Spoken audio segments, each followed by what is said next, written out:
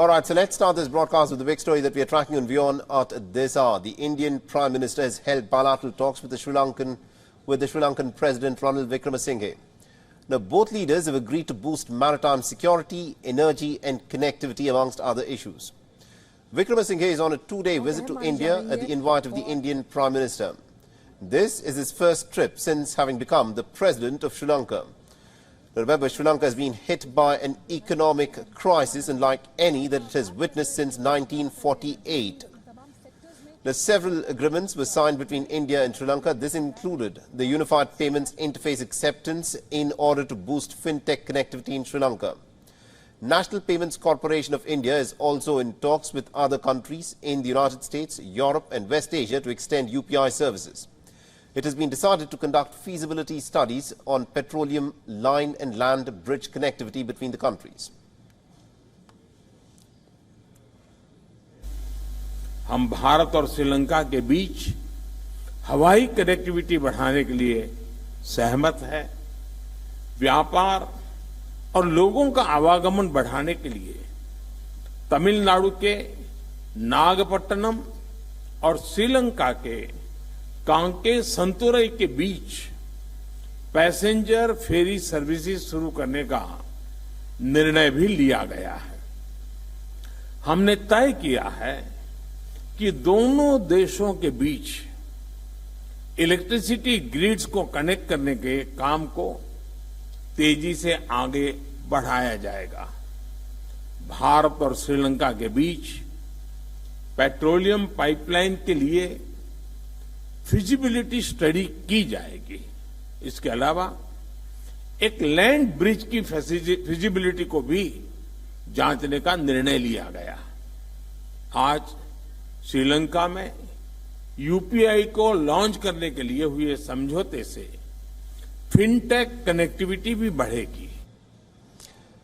Now, hailing Prime Minister Modi, Wickremesinghe said that India's growth would be beneficial for the neighborhood and the Indian Ocean region at large.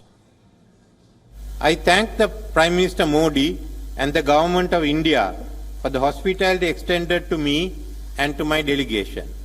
This morning, Prime Minister Modi and I had the occasion to review at length recent developments in our countries as well as in our bilateral relations.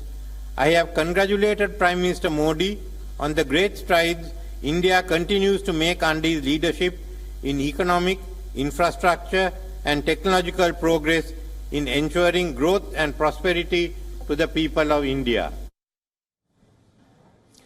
During his visit, he'll also be meeting with the Indian President Draupadi Murmu. The visit is expected to reinforce the friendship between the two countries and to explore avenues for cooperation across sectors.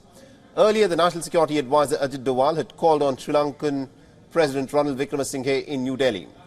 The relationship between India and Sri Lanka is over 2,000 years old. Now, both sides have built a legacy of intellectual, cultural, religious and linguistic interaction.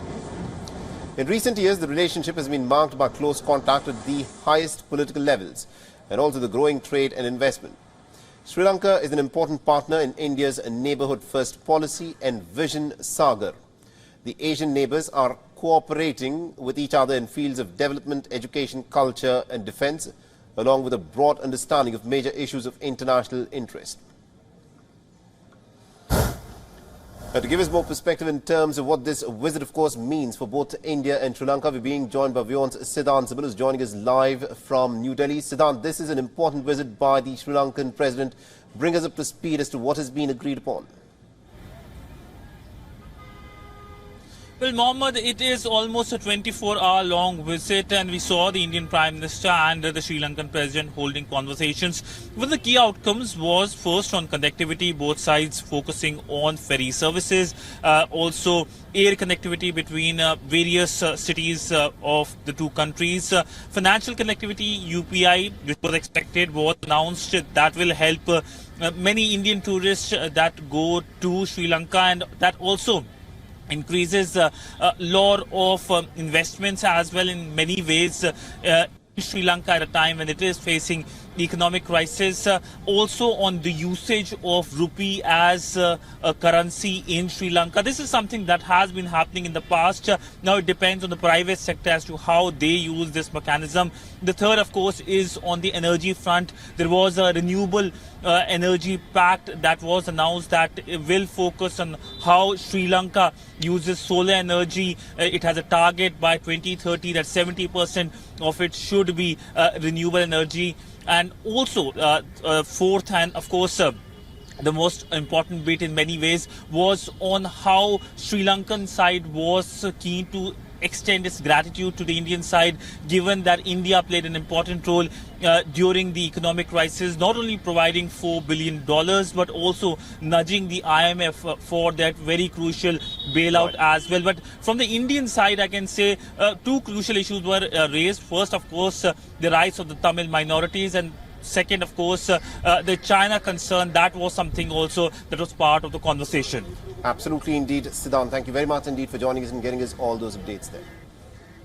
WION is now available in your country. Download the app now and get all the news on the move.